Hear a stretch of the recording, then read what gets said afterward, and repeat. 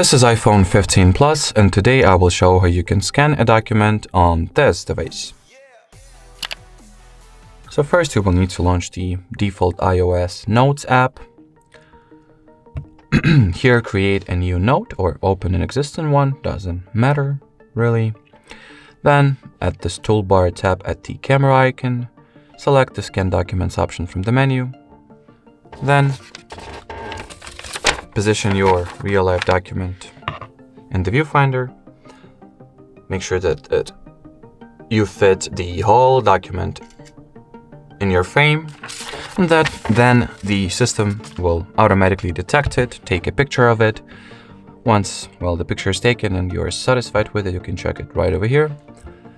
You can save it, then tap at this arrow, share, not copy, share, save to files. Then select where you would like to save it to. And that'll be it. If you'll go into the files, you'll find your scan right over here. So that'll be it for this video. Thanks for watching, and bye-bye.